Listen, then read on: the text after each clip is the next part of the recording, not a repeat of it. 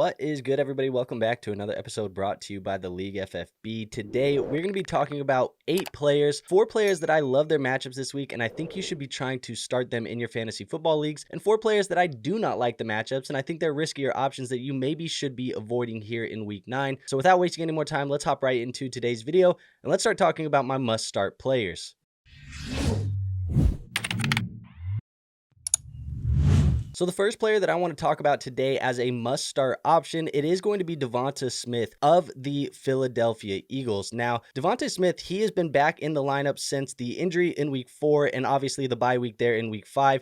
And he's had a couple of good weeks that he stacked together. Week 6, he was a top 20 wide receiver. And in week 8, he was a top 14 wide receiver in those half-point PPR leagues. Now, this week, I am going to be viewing DeVonta Smith as a low-end wide receiver 1. I think he has top 12 potential. And that's because this matchup here against the Jacksonville Jaguars is a very good one for DeVonta Smith. Now, he has a 27.2% target share over the course of the year so far for the Philadelphia Eagles receiving corps. This matchup for the Jaguars is ranked 30th in the NFL against the wide receiver position. So I think overall, this is a very good matchup. And the over-under is 45.5 points, so not necessarily a very high one or a low one for that matter. It's more towards the middle of the pack, but overall, DeVonta Smith has a smash matchup, and he has been performing for fantasy football teams, so this is a perfect mix to get him into that lineup. Now, as I mentioned, if you are going to be plugging him into the lineup, look at him as a low-end wide receiver 1, and make sure you play him here this week against the Jacksonville Jaguars. Now, the second player that I think you should be playing no matter what is going to be Josh Downs of the Indianapolis Colts, and the big news for the Indianapolis Colts right now is obviously the fact that the Colts are moving on from their young quarterback in Anthony Richardson, and they are now going to their veteran quarterback in Joe Flacco. Now, obviously, we've talked about it this offseason where having Joe Flacco under center is going to be better for these wide receiver options, and now they get a matchup here against the Minnesota Vikings, who currently rank 31st against the wide receiver position in a game with a 46.5 point game total, and the Colts are 5.5 point underdogs, meaning that they are going to be passing the ball to keep up with this high-scoring Vikings offense. Now, Downs, he does have a 26.1% target share this year, and he has now multiple games as a top 10 wide receiver. He's a player that continues to rise up my ranks throughout the week. I don't know how high I'm going to end up on him, but with 7 red zone targets so far this year, this is a guy that I'm going to be viewing as a high-end wide receiver 2 in my lineups this week, and if you do play him, I think you can expect some really good numbers from him in a very good matchup against the Vikings. Now, moving on from the wide receivers and going over to the must-start running backs, I want to kick it off with Alvin Kamara of the New Orleans Saints. Now, it is worth noting right now he was limited in practice on Wednesday, heading into his week 9 matchup against the Carolina Panthers. He's questionable with a hand and a rib injury, but I do expect him to end up playing in this one. The matchup is fantastic. The Carolina Panthers, they are currently 32nd, which is dead last against fantasy football running backs, and Derek Carr is expected to be back in the lineup for the New Orleans Saints in a game where they are 7-point favorites, so I expect them to run the football in this one as well in a game against Bryce Young. Now, obviously, Alvin Kamara, he had a very great start to the year. He had 4 top 10 finishes in his first 4 games, but over the last couple of weeks, since we've had Spencer Rattler in the lineup, he hasn't been as good. Week 5, he was the running back 26. Week 7, he was the running back 39. So there have been weeks where you've been considering whether you should be playing Alvin Kamara or benching him because he hasn't been performing for those fantasy football teams. With Derek Carr back in the lineup, he is a must start for me. I think there's going to be plenty of touchdown opportunities here in this game against the Panthers, and if you are looking at him in your lineups this week and you are for whatever reason debating whether or not you should play Alvin Kamara, I think he has top 5 potential this week. He is a must start for me here in this matchup. And now moving on to my other running back that I think you need to play this week, it's going to be Achane of the Miami Dolphins. Now, he gets a matchup this week at the Buffalo Bills, and this has kind of been that division rivalry that they've had over the last couple of years. Right now, Buffalo, they rank 25th against the running back position in a game that has a 49-point projected game total, and we have the Miami Dolphins as 6-point underdogs in this matchup. Now, that might be good for Achane because he does a lot of damage in the receiving game, and we've seen with Tua Tagovailoa back into the lineup last week, Achane was instantly a top 5 running back once again for fantasy football teams, and this was in a game where Raheem Mostert was stealing and vulturing some of those touchdowns. So I think Achane, he has a massive ceiling in this matchup. He has a massive ceiling anytime Tua Tagovailoa is back in this offense. You had those weeks there where Tua was out, where he was running back 36, running back 50, running back 55, running back 26. He was basically unplayable. Those days no longer exist. Tua back in the lineup. And again, just like Alvin Kamara, this is a guy who could break your fantasy football leagues this week with a big game, but I'm viewing him as a running back 1 in my lineup. Don't debate it. Plug DeVonta Achane into those teams. But now that we've talked about some players that I think are smash plays, let's talk about some players that are a little bit riskier that you might be debating on whether or not to play them. I'm going to start at the wide receiver position, and the first player that I'm debating on not playing is going to be Amari Cooper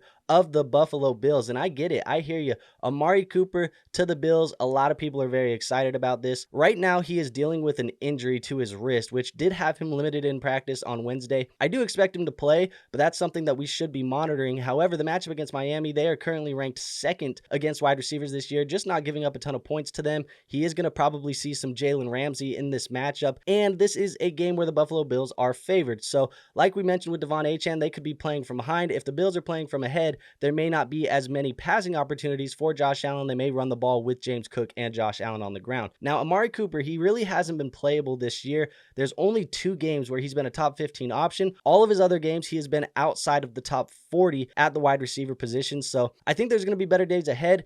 I think this offense in general is still trying to work him into it. There's going to be guys like Keon Coleman, Khalil Shakir, and maybe even some of these other players like Dalton Kincaid and James Cook who are going to be worked into this offense, so it's going to be hard to predict. Amari Cooper will have some big days. I just might be tempering the expectations here this week. If you are going to play him in your leagues, which you might have to because there's a lot of wide receiver injuries, the attrition is really starting to catch up at the wide receiver position. But if you do play him, he is a guy that I'm going to be looking at as a wide receiver 3 in my rankings here this week. Now let's move on and let's talk about another wide receiver that I think should possibly be considered as a bench this week, and he's been getting a lot of hype. We're going to talk Cedric Tillman of the Cleveland Browns. Now, Cedric Tillman, he obviously has popped onto the scene since Amari Cooper was traded to Buffalo. We know that the Cleveland Browns, they've now moved on from Deshaun Watson. They've went to Jameis Winston at the quarterback position. That was because of the Achilles tear to Deshaun Watson just a few weeks ago. Since then, he has been the wide receiver 14 and the wide receiver 3 on the week over the last 2 weeks in week 7 and week 8. Now, that is great. I think Cedric Tillman is a player that's going to have some value for us for the remainder of the season.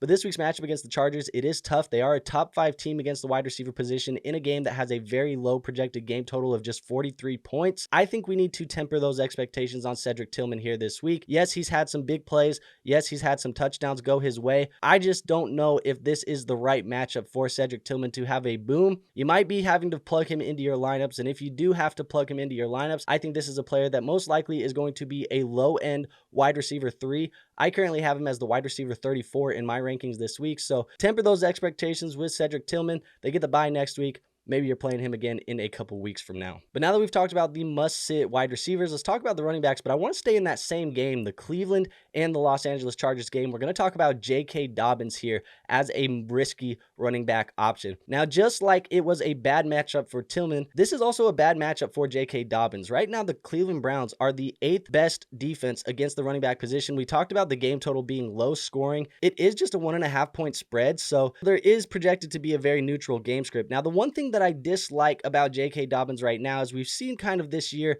there is more matchup dependency in his profile than we would like. Games where they run the football, they are projected to lead. He smashes. In games where it's a little bit more competitive, where they have to throw the football more, he hasn't been as good. Now, this game against the Cleveland Browns should be competitive. And one thing that I've noticed over the last couple of weeks is the Los Angeles Chargers are starting to let Justin Herbert throw the football just a little bit more. So all of these things considered, I think give us a reason to kind of put some pause on J.K. Dobbins this week. Obviously, the running back position, most weeks we're grasping for straws, trying to find guys that we can just plug into our lineup. If you are plugging him into your lineups, I would be looking at him as a low-end running back 2 against the Cleveland Browns. And so that's not really the highest of expectations here for J.K. Dobbins. And now moving on to my last player that I think has some risk this weekend, we're going to talk about Tank Bigsby, running back for the Jacksonville Jaguars. Now, obviously, Travis Etienne has been banged up over the last couple of weeks, giving Tank Bigsby the majority of the workload here for the Jacksonville Jaguars. Last week, he saw 67% of the snaps. The week before was 66%.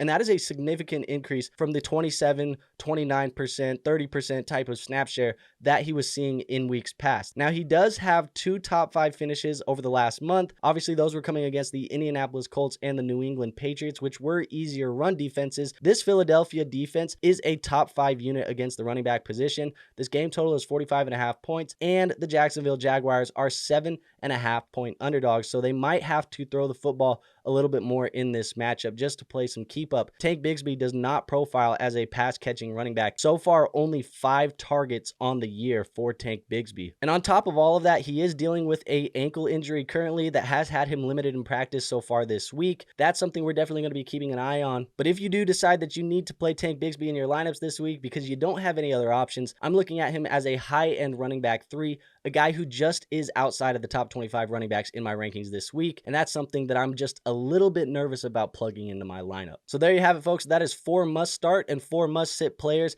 as we head into week 9 of the NFL season. If you did enjoy today's video, go ahead and hit that like button for me. Also, make sure you are subscribed to this channel and you go join our Discord. We do have a free Discord linked in the description. With all of that out of the way, I have nothing else for you today, so I will see you on our next episode. But until then, peace out.